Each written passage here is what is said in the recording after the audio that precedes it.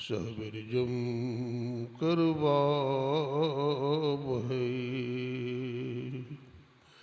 तेजस्विनावधीतमस्तु मा विद्विषावहै।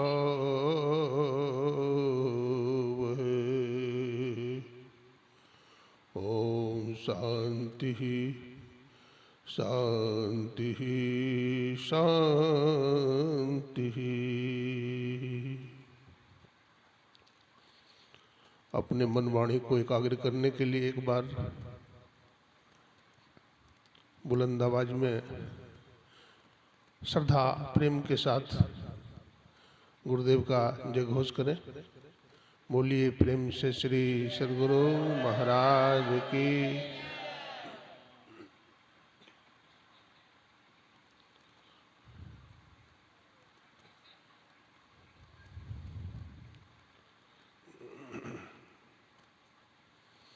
जगत नियंता जगदाधार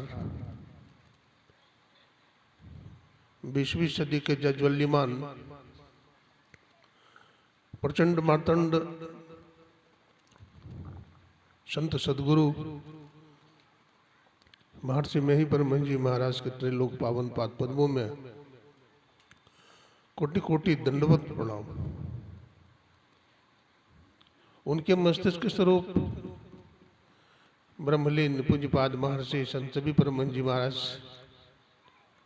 उनके हृदय स्वरूप पूज्यपाद ब्रह्मलीन महर्षि साहिब स्वामी जी महाराज तथा हमारे नेपाल से गुरु महाराज के सच्चे सपूत कर्णधार पूज्यपाद स्वामी दल बहादुर दास जी महाराज के चरणों में नमन। संतमत के वर्तमान आचार्य श्रद्धा, सरलता और सहजता के प्रतिमूर्ति महर्षि हरनंदन परमहंस जी महाराज के चरण कमलों में कोटि कोटि नमन, कोटि कोटि प्रणाम। मंच पर विराजमान हमारे ज्ञान ध्यान के निकेतन परम श्रद्धेय स्वामी राम बाबा, परम श्रद्धेय हमारे निष्काम कर्मयोगी बुद्धिनाथ जी महाराज, स्वामी अशोक बाबा, हमारे ज्ञान वृद्ध स्वामी सुबोध बाबा,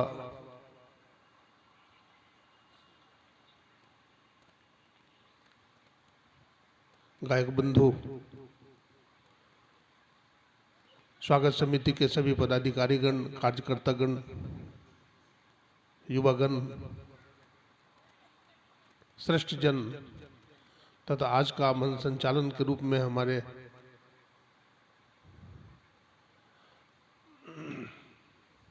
परम श्रद्धेय परम आदरणीय संतमत के गौरव हमारे महानंद जी तथा हमारे श्रद्धेय श्री कृष्णदेव बाबू, डॉक्टर श्री कृष्णदेव बाबू, जो प्रोफेसर के पद पर भी रहे। मैं आप सबको नमन करता हूँ। यूट्यूब चैनल के माध्यम सभी सत्संग सुन रहे सभी बंधुओं को, मातृशक्तियों को, माता बहनों को नमन करता हूँ।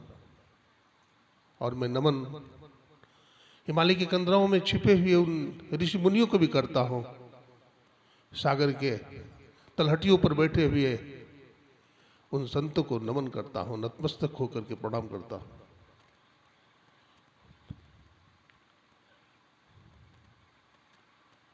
आप लोगों की सरलता, सहजता, भावुकता से हमारा हृदय द्रवीभूत हो रहा है।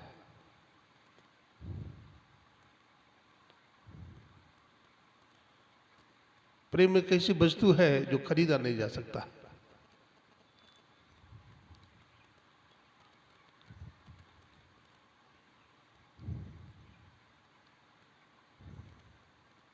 एक बार जब सिकंदर भारत को लूटने के लिए चला था,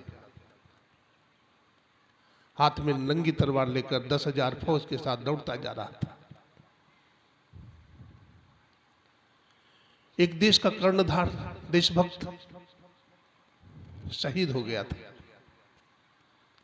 खून से लथपथ था। उसकी मां उसे लिपट कर करके अपने छाती से लगाकर विलाप कर रहे थे। सिकंदर ने सोचा कि कौन ऐसी मां है जो अपना बेटा को लिपट करके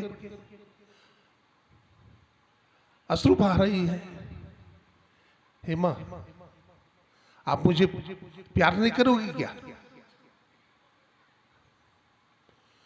कहा, तुम सिकंदर हो क्या? वो माता जी बोलती है, तुम सिकंदर हो क्या?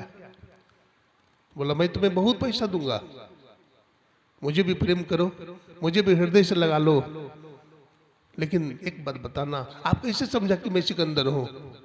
बोला, सिकंदर ही ऐसी मूर्ख वाली बात कर सकता है जो पैसे देकर के मां को प्रणाम करवाना चाहता है।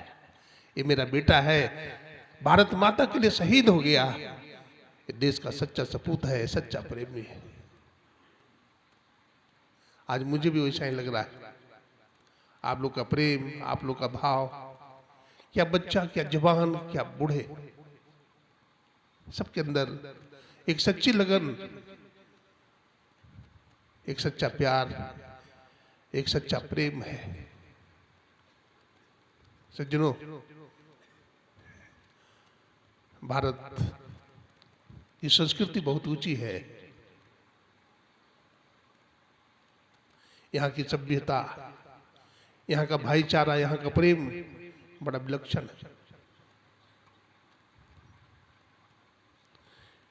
अभी रामचरितमानस का पाठ हमारे परम सम्माननीय बुद्धिनाथ बाबा के मुखारबिंद से सुन रहे थे। विश्व प्रसिद्ध ग्रंथ है रामचरितमानस, जिस पर हमारे कैलिफोर्निया यूनिवर्सिटी में एक एक चौपाई पर रिसर्च हो रहा है। लंदन में, डेनमार्क में रिसर्च हो रहा है।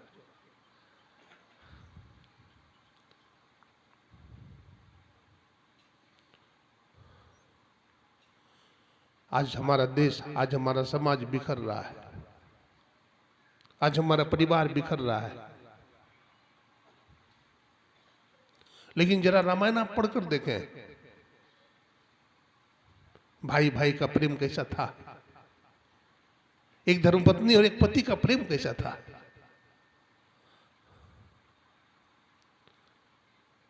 देवरानी जेठानी का प्रेम कैसा था।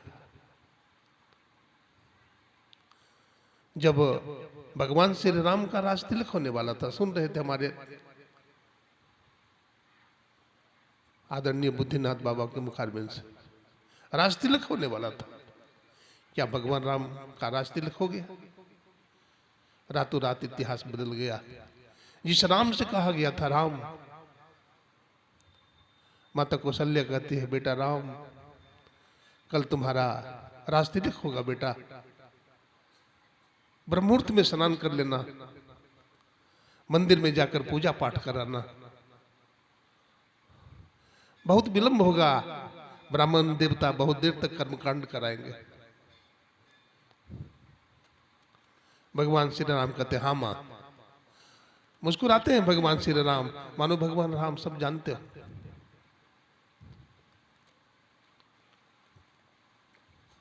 इतना अपमान तो किसी का नहीं हुआ। हम आज थोड़ा सा अपमान अपने भाई का नहीं सहन कर पाते। इतना बड़ा अपमान किसी का नहीं हुआ होगा। जिस राम का राज तिलक होने वाला था, उससे कहा, राम राज तिलक की बात तो दूर है, 14 वर्ष के लिए वन में चले जाओ, तपस्वी वेश में चले जाओ। अब भगवान श्री राम ने राजा दशरथ के राज्य को ऐसे ठुकरा दिया जैसे कोई धर्मशाला को छोड़ देता है। चिपको नहीं, अनासक्त जग में रहो भाई, दमन करो इन दिन दुखदाई। मानव का शरीर क्राउन ऑफ क्रिएशन है। 84 लाख योनियों में मानव का शरीर श्रेष्ठ, जो मानव का शरीर देवी देवताओं के लिए भी दुर्लभ है, वो मानव का शरीर हमें प्राप्त है।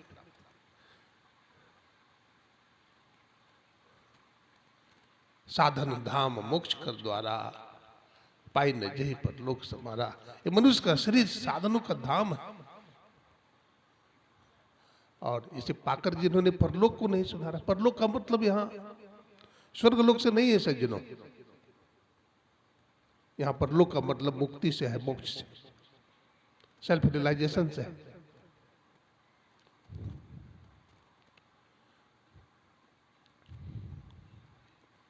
क्योंकि स्वर्ग का सुख तो छीन हो जाता है।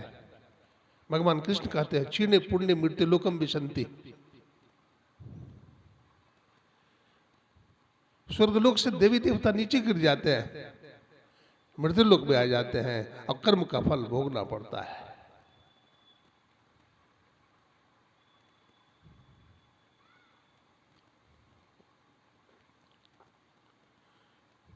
देखिए भगवान वन में चले जाते हैं, लक्ष्मण जी महाराज को तो वनवास नहीं हुआ था, लक्ष्मण जी महाराज भी जाते हैं, उनकी आंख में आंसू है।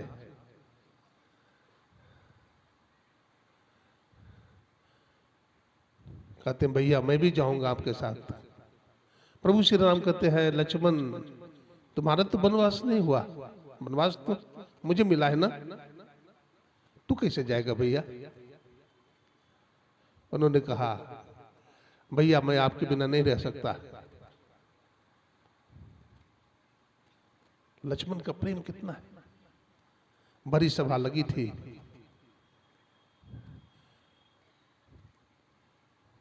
लक्ष्मण जी महाराज भगवान राम पालने में झूल रहे थे, लक्ष्मण जी महाराज बहुत रो रहे थे, माता सुमित्रा गोद में ली। जब बहुत रोने लगे लक्ष्मण जी महाराज, तो माता कौशल्या अपने गोद में ले लेती है, और जिस पालने में प्रभु श्री राम झूल रहे थे उसी पालने में लक्ष्मण जी को भी रख देती है। लक्ष्मण जी बहुत जोर जोर से रोने लगता है, चुप ही नहीं होते। माता कौशल्या गोद में उठाती है, कहते गुरुदेव आप कुछ करें, हमारा बेटा बहुत रो रहा है। गुरु वशिष्ठ उठते हैं, कहते लाओ मेरे गोद में, और लक्ष्मण जी को अपने गोद में उठा लेते हैं गुरुदेव वशिष्ठ, और लक्ष्मण जी के चरणों के पास उनको लिटा देते हैं। प्रभु श्री राम का दाहिना पैर का अंगूठा उनके मुख में डाल देते हैं। लक्ष्मण जी खिलखिलाकर हंसने लगते हैं, मानो लक्ष्मण जी कह रहे हो माँ तूने मुझे गलत स्थान दे दिया, मेरा स्थान तो भगवान राम के चरणों के पास है, मैं भगवान के बराबरी में नहीं बैठ सकता। आज भाई को भाई हड़प लेता है, मार डालता है, लूट लेता है, लेकिन जरा भाई भाई का प्रेम देखिए आप।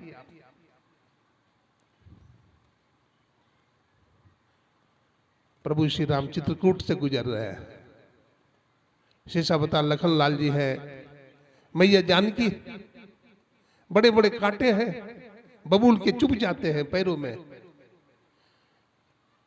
तलवा रक्त रंजित हो गया है।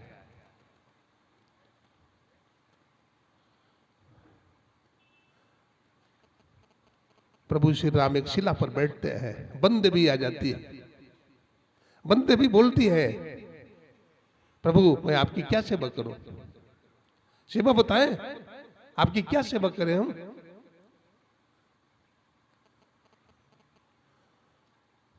प्रभु श्री राम कहते देवी क्या सेवा करोगे,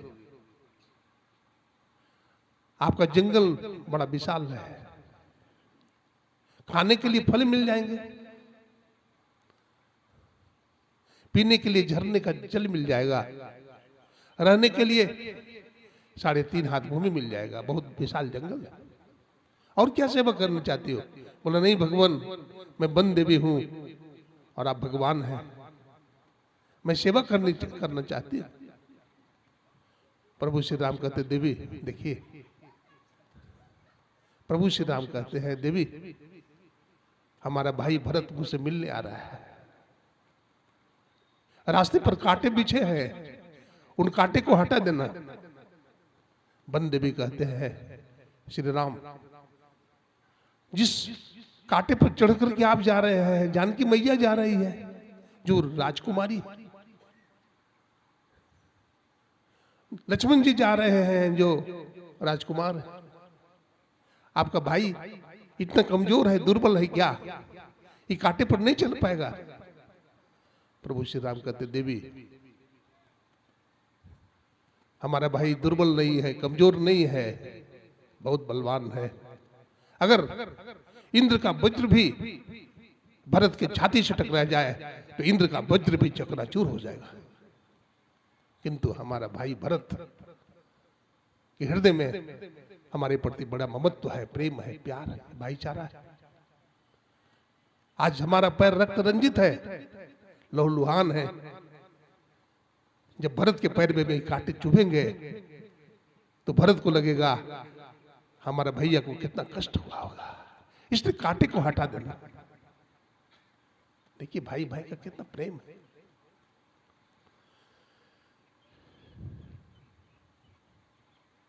साधन धाम मोक्ष कर द्वारा, पाई न जही पर लोक सम्हारा। ये मनुष्य का शरीर साधनों का धाम है, मोक्ष का द्वार है। मोक्ष का द्वार 84 लाख दुनिया में और किसी में नहीं लगा हुआ है, केवल मनुष्य में लगा हुआ है। पाई न जही परलोक सम्हारा, इसको पाकर के जिन्होंने परलोक नहीं सुधारा, नहीं संभाला, तो आगे लिखते हैं सो परत दुख पावई, सिर धुनि धुनि पछताए, काल ही कर्म ही ईश्वर ही, मिथ्या दोष लगाए। गोस्वामी तुलसीदास जी मानव के शरीर को क्या कहते हैं? नरतन भव बारिध कर बेरो, सन्मुख मरुत अनुग्रह मेरो, करण धार सद गुरु दृढ़ नावा, दुर्लभ साज सुलभ करि पावा।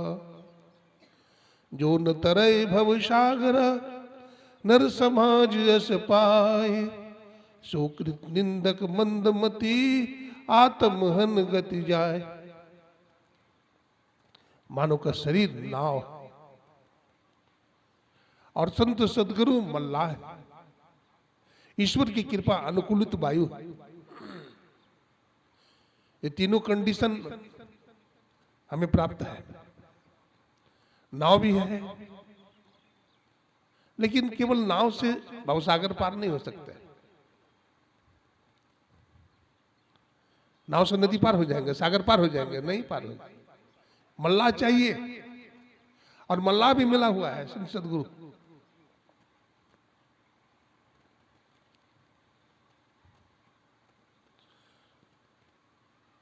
सज्जनों, जब संत सदगुरु इस नाव पर बैठते हैं तो परमात्मा की कृपा भी अनुकूलित हो जाती है।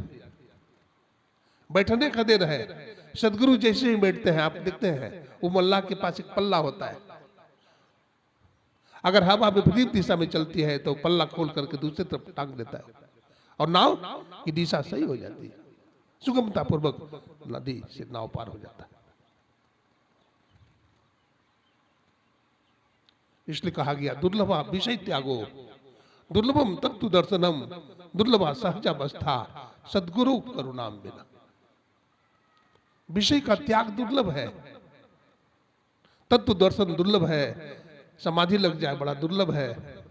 लेकिन अगर सदगुरु की कृपा हो जाए, आर कहा है पार से नदी के दो किनारा होता है। इधर वाला कहता है उधर को उस पार, उधर वाला बोलता है इस पार को उस पार। आर कहा है पार से, अब पार कहा है आर। कभी कहता है यहीं पकड़ के बैठ जा, यहीं आर और पार। सदगुरु का चरण पकड़ लो, यहीं आर है और यहीं पार भी है।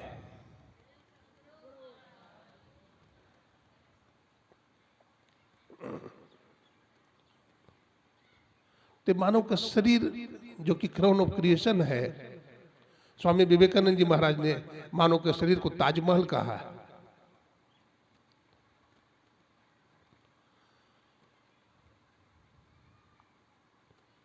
ये मानव का शरीर पाकर के भी आज हम अशांत और दुखी हैं। पशु इतना दुखी नहीं है। पशु को टेंशन नहीं है। आज आप सुने हैं किसी जानवर को शुगर हो गया है, बंदर को, भालू को, शेर को शुगर हो गया है, सुने? ब्लड प्रेशर हो गया है, नहीं हुआ। इंसान को हो गया है, मनुष्य को हो गया है। क्यों? इसलिए हो गया कि इन्होंने अपनी जरूरत को ज्यादा बढ़ा लिया, अपनी इच्छा को बहुत बढ़ा लिया। विदेशों में एक एक घंटा में हजारों हजारों लोग पागल हो जाते हैं। भौतिकता की चकाचौंध है, धन कमाने की दौड़ है, सत्संग का नामो निशान नहीं है, भजन का नामो निशान नहीं, दिन रात विषय वासना का चिंतन है, भोगों की इच्छा है।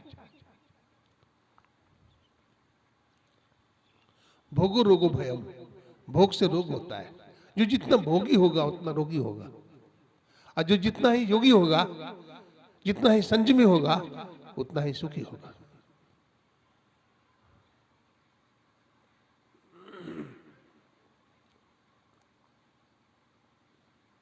एक राजा था, चक्रवर्ती सम्राट था। शाम के समय में अपना बागीचा में घूम रहा था, तो राजा की शान शौकत होती है, तन का भी अहंकार होता है, धन का भी अहंकार होता है, सुंदरता का भी विमान होता है। राजा घूम रहा था,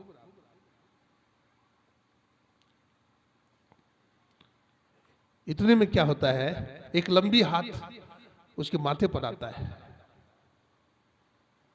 उसके बाल को पकड़ता है। राजा पीछे मुड़कर देखता है, कौन? बोला मैं काल। बोला काल? बोला हाँ। बोला क्या कहना चाहते हो? बोला अब संसार में रहने की आयु समाप्त हो गई, तू मेरे साथ चल। अब तो राजा थर थर कांपने लगा। बोला देखो काल, आप जानते हो मैं राजा हूं, चक्रवर्ती राजा हूं, और हमारी उम्र अभी 40 साल की है। हमारा बेटा अभी जवान नहीं हुआ है, बेटी की शादी करनी है, बहुत बड़ा राजपाट, थोड़ा उम्र बढ़ा दो। यमराज ने कहा ठीक है, 24 घंटे का समय देता हूं, 24 घंटे के बाद मैं पुनः आऊंगा। अब थोड़ा जान में जाना है राजा को, छोड़ दिया। राजा अपना राजभवन में गया, अपने मंत्री को बुलाया, काजी को बुलाया, सभासदों को बुलाया, सबसे कहा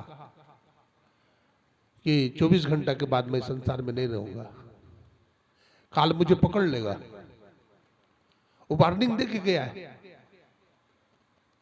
आप लोग कुछ करो हमारे लिए।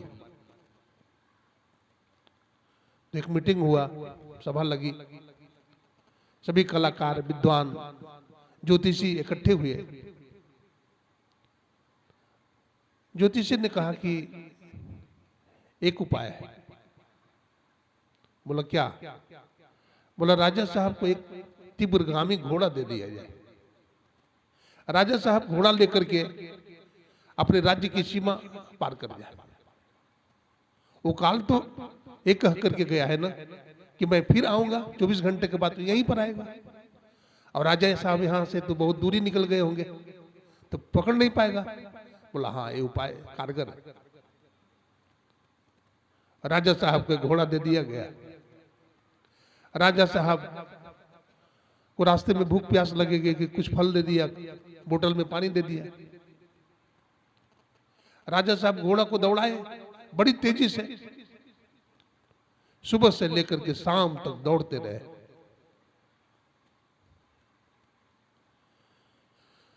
ना पानी पिया ना कुछ खाया। शाम हो गई, एक बागीचा आया, अब सोचा कि थोड़ा पानी पी लेता हूं। घोड़ा पर से उतर गए और पानी पी ही रहे थे कि फिर वो हाथ आ गया माथे पर। बोला कौन? बोला मैं वही काल। बोला आप यहां भी आ गए? बोला हाँ। बोला आपने तो कहा था कि 24 घंटे में आऊंगा, तो वहां आऊंगा बागीचा में, यहां कैसे आ गए? काल ने कहा मैं सब जगह रहता हूं, मैं सब जगह रहता हूं, तुम धरती आकाश पाताल कहीं भी छिप नहीं सकते, अब चलो मेरे साथ। कहा कि हमारी एक प्रार्थना स्वीकार कर लो, बाद में आना। बोला अब समय नहीं मिलेगा, अब तो चलना ही होगा।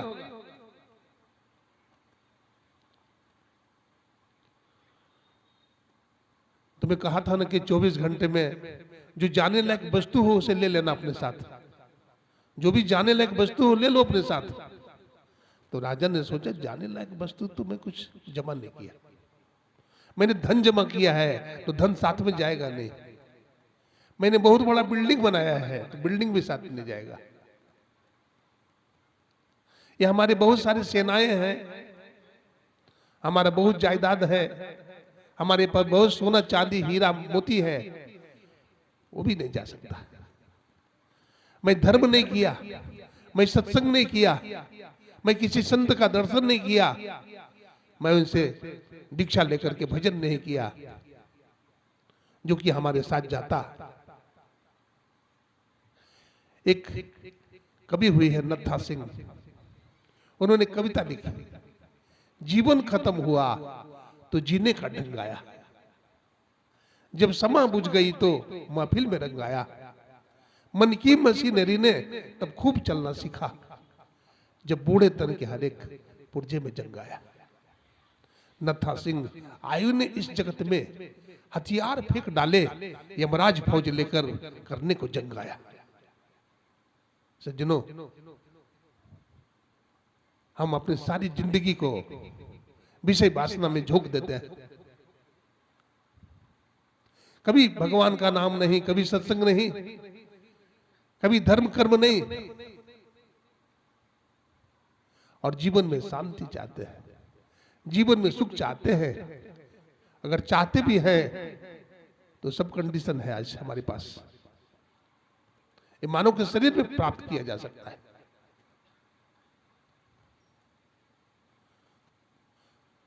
हम 9 द्वारों में फंसे हुए हैं,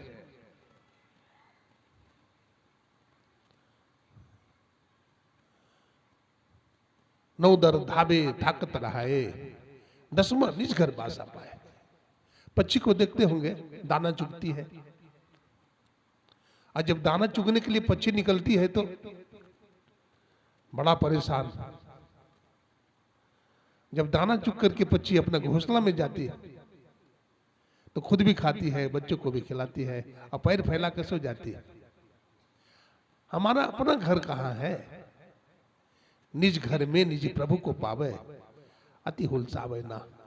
अद्भुत अंतर की डगरिया, जहां पर चलकर प्रभु मिलते, दाता सदगुरु धन्य धन्य जो राह लखा देते। निज घर में निज प्रभु को पावे, अपने घर में, अपने अंदर में है। ये 9 दरवाजा है, 2 आंख के, 2 कान के, 2 नाक के, मुख के, गुदा लिंग के, 9, एक अंधा द्वार है। 10वां अमृत चुबीजय, ये 10वां जो द्वार है जिसमें अमृत की वर्षा होती है। गुरुदेव लिखते हैं, सुखमन के झीना नाल से अमृत की धारा बह रही, मीन सूरत धार धर भाटा से सिरा चढ़ रहे। वो 10वां द्वार में अमृत की वर्षा होती है। अमृत ध्वनि की नौबत जहरत बड़ भागी सुनते। तो वो जो अमृत पुत्रा कहा गया है, उपनिषद के ऋषि ने अमृत पुत्रा, ये संत के पास वो अमृत होता है। तुलसी साहब कहते हैं, अमृत निका कहे सब कोई, पिए बिना अमर नहीं होई। कोई कहे अमृत बसे पाताल, कोई कहे अमृत शशि में बास, कोई कहे अमृत समुद्रा माही। सब अमृत बातन की बात, अमृत है संतन के पास, दरिया अमृत नाम अनंत, जाको पीपी अमर भय संत। दरिया साहब बिहारी कहते हैं अमृत और कहीं नहीं है, न चंद्रमा पर है, न सूरज पर है, न पाताल में है। कहां है? तो कहते हैं संतों के पास में। तो ये जो 10वां द्वार है, जिसको शिव नेत्र कहते हैं, जिसको आज्ञा चक्र कहते हैं, और आज्ञा चक्र का वर्णन हमारे वेद में है, उपनिषद में है। इड़ा भगवती गंगा, पिंगला जमुना नदी, इड़ा पिंगलई और मध्य सुषुम्ना च सरस्वती। वो जो सुषुम्ना है उसमें गोता लगाने की जरूरत है। एक गुरु गम्य है, बिना सदगुरु का उसका ज्ञान नहीं होता है। इसलिए हम निगुरा बन करके नहीं रहे। बाबा गोरख कहते हैं सगुरा हो सो भरी भरी पीबे और निगुरा जाए पियासा। हम लोग, हमारे जीवन में जो अवसर मिला, अपॉर्चुनिटी मिली, जो हमारा सिग्निफिकेंस और इंपॉर्टेंस है अपने जीवन का, उसको समझते नहीं। हम तो दुखी खुद हैं, अपने आप दुखी। हम अपने सौभाग्य को ठुकरा देते हैं, अवसर मौका को ठुकरा देते हैं, हम अपने जीवन में पीछे रह जाते हैं। हमारे देश में एक महापुरुष हुए जिनका बचपन का नाम था नारायण।